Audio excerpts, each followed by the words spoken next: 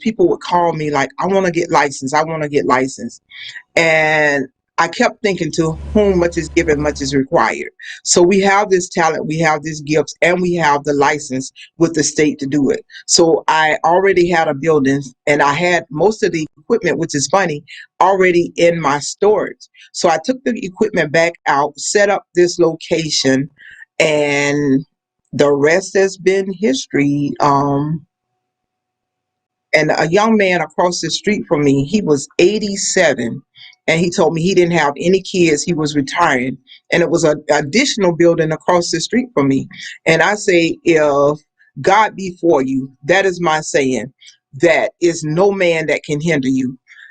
He just walked over one day and he told me, he said, do you want another building? And I was like, not okay, yeah, I guess. Hell yeah. And that's what I should have said. Right. Because no way did I think that he was going to bless my life the way he did. And he was like, well, I got this building right here. If you would like it, he said, you've been down here a long time. I've seen your work. And he says, I'm going to give you a price for this building that you could not refuse. And one of the things, so I was like, okay, let's see how this gonna go. And he was like, I'm gonna give you the building for 15,000. I'm looking like, this man is absolutely joking with me. And he said, no, he says, I'm going to give you the building for 15,000. And one of the things that's really great is to always have great relationships, because even with me having been married for 21 years and then getting a divorce, me and my ex-husband are like best friends. And so, and a lot of business deals and stuff, I'll call him and I'll run it by him. And I was telling him what the guy said. I would say, but I don't want any more responsibilities or whatever. And the funny thing, and he said, where you at? And I said, well, I'm in the other building, 1167. He said, well, I'm in Orangeburg today. He said, I'm gonna stop by shortly. So he came into school, we walked over, we looked at it, and honestly, he says, well, we're gonna get the building. And I was like, well, I don't. He was like, no. He says, you're looking at a couple of things that need to be done. He says, when I look at that, he said, thinking about the value of the building and what we can make out of the building. He got the 15,000. He came back. He paid the young man for. He said, now you got your building. He said, and it's only going to cost us about 15,000 to get it to where you want. But he says, but the thing about it is, you're going to be sitting on about an $80,000 investment. Wow. So for 30,000, we got a building that's valued at about 80,000, which gave us what, a $50,000 profit. So I could put it on the market and make 50,000 with what I had. So, I'm grateful. And that's how I just opened up the second location. Didn't even see it coming. And that building, I told God I wanted 20 students, and my first registration class had 17. Wow. And that's what I was about to ask you next. Like, is there a special process for the students? How do they become a student at your facility? And what is the name of your facility? The new one over there is this, where I am now today. This one is Stacks Advanced Training Institute. That's where I do a scope of most of my business. And right across the street is the Skin and Nails Academy. And so with the state, you have to be 16 years old, at least 16. You have to have at least a 10th grade education. So you don't even have to be a high school graduate. Even though if I get somebody that just have that, I pretty much partner with a GED program.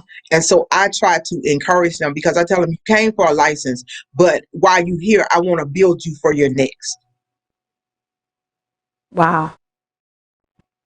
So do you see any future direction for the company? Oh, wow. When I was just saying, this is what I'm going to do 20 students in nails, 20 in aesthetics, and I'm just going to keep a list and just keep going with that about every 3 to 4 months. I've already had people approach me so now what I am going to do is help other individuals here in the state open up schools. So that's my next consultation process. Um, I just it's funny because I just did a contract on Saturday.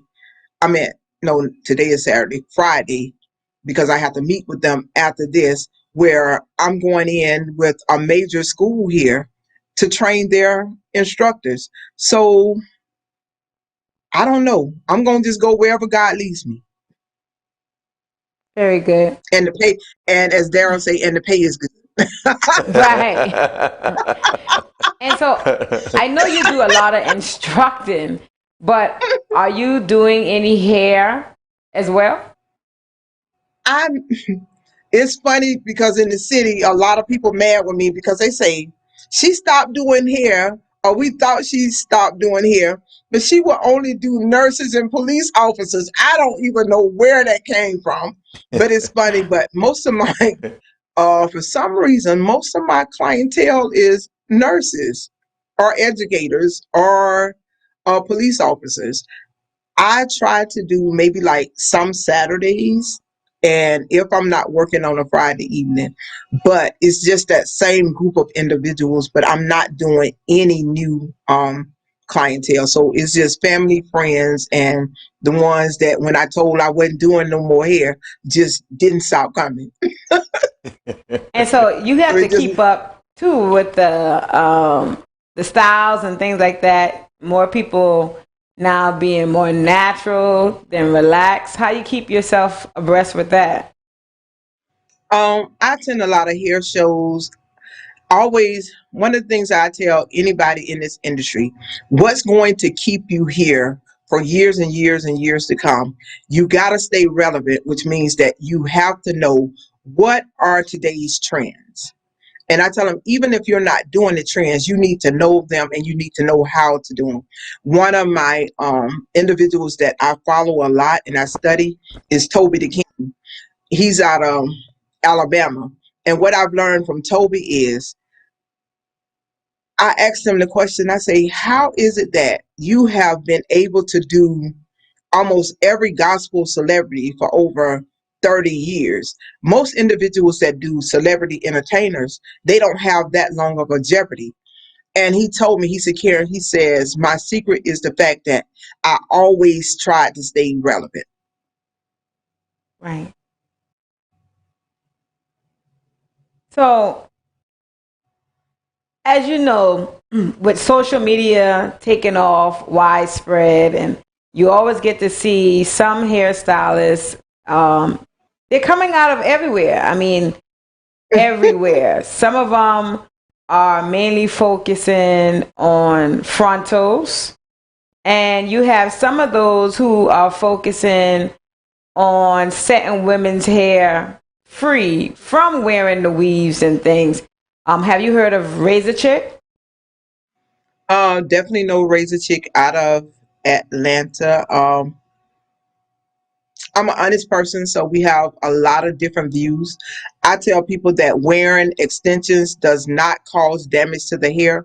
It's going to either the damage is going to come from the fact that it was not attached properly Mm-hmm. or it was not removed properly. So that's where the damage comes. But a lot of people teach that, oh no, weave takes your hair out, glue takes your hair out, adhesive takes your hair out.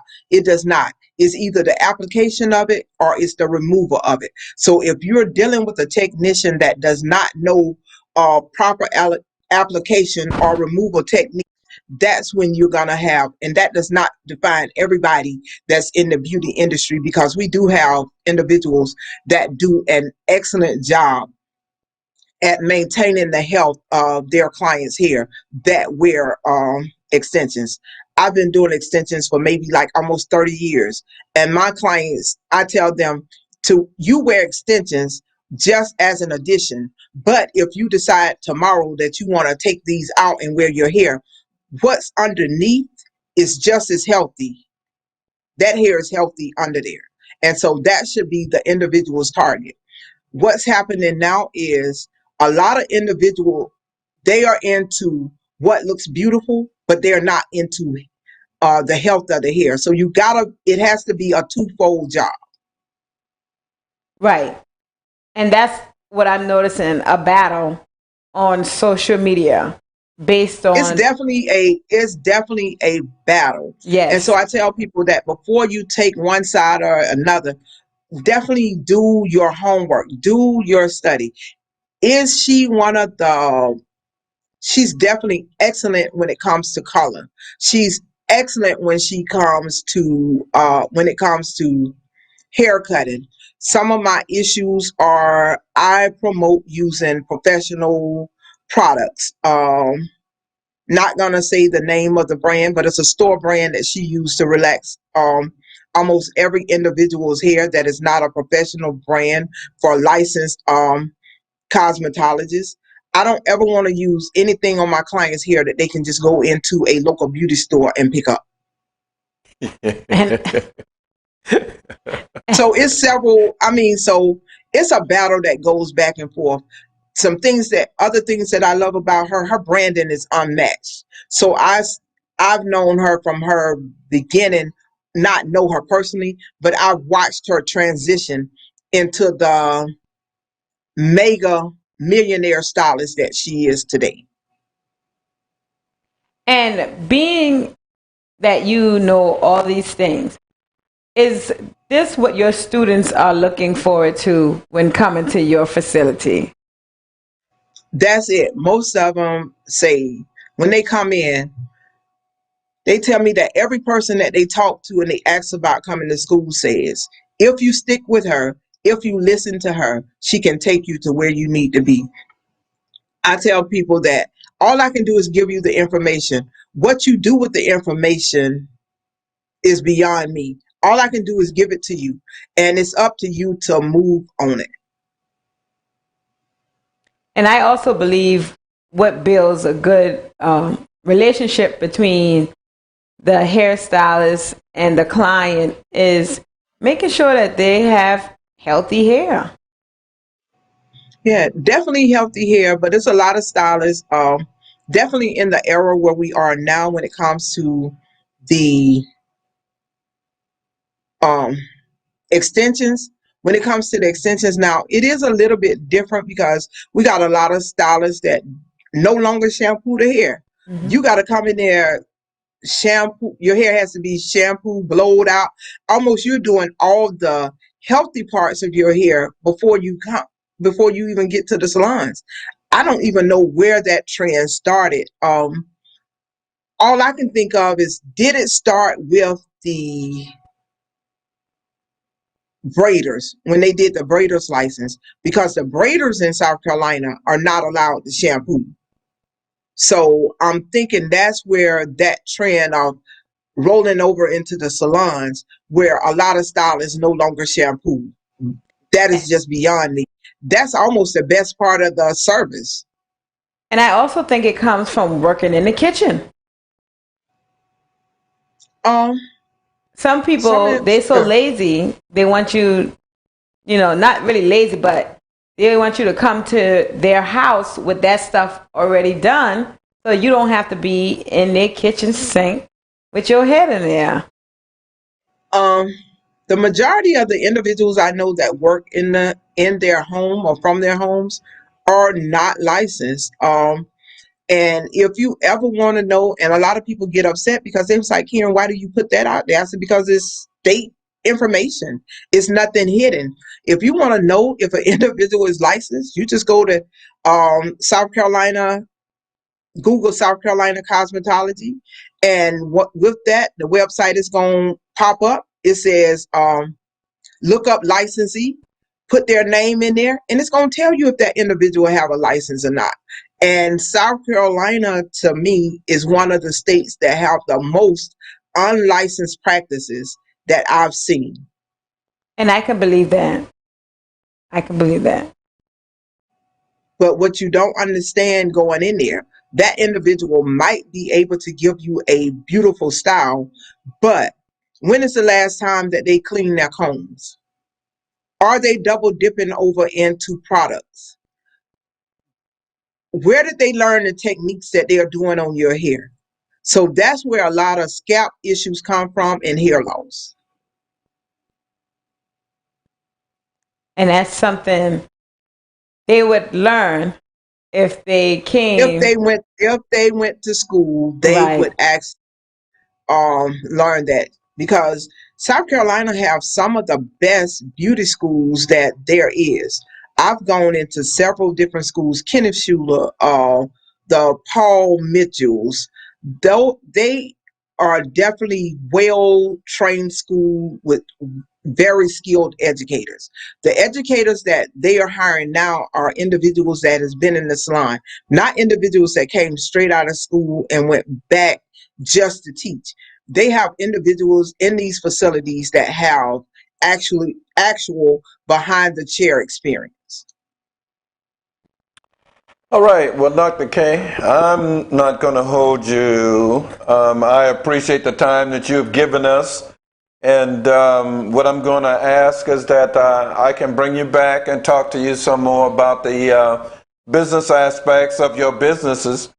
And certainly, I want to thank you from the bottom of my heart for two things. Well, actually, three. I thought it was just two, but it just grew that it was three. One is for how you and I met, a guy named Ricky Mustaford. I said, I want to teach some CEU classes. So Miss Shirley Daly says, well, I know someone who could help you with that. And when she contacted Ricky, Ricky says, oh, I got the perfect person for you.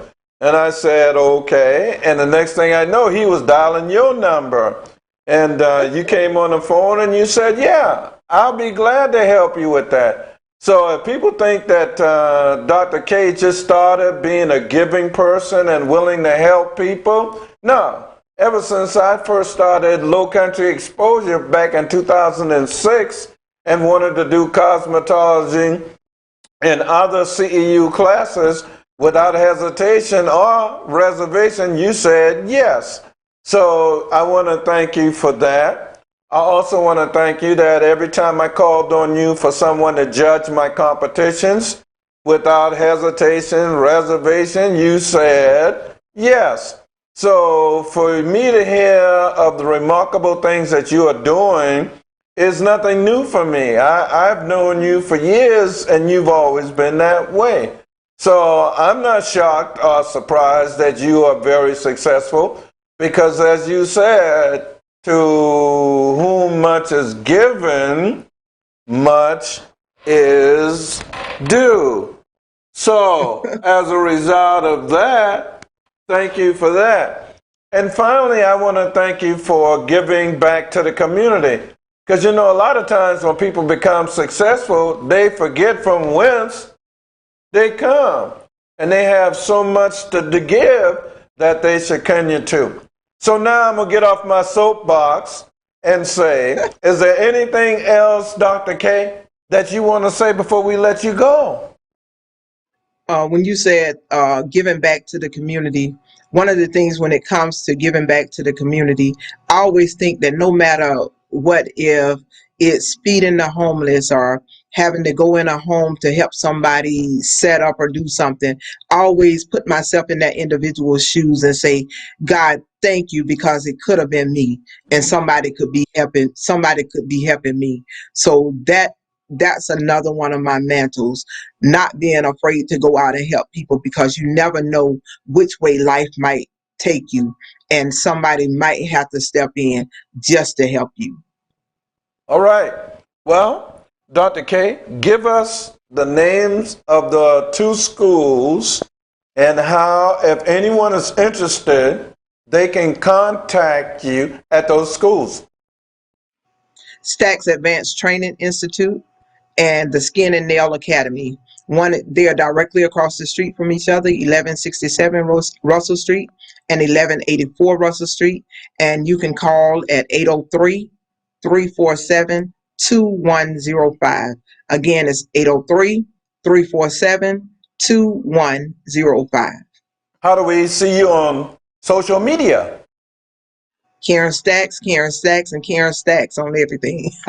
All right. All right. Well, all right, Yes, Dr. K. Facebook, Instagram, and Twitter. All right. Well, as I said, ladies and gentlemen, at the top of the show, we only talk to people who know what the hell they're talking about. And if you don't think that that is Dr. K at this point, I don't know how else to convince you. So, Ms. Shawnette, are you convinced? I'm convinced. I'm sure as hell convinced. Is there anything else, Ms. Shawnette, before we go? No, she answered it all. Cousin, take a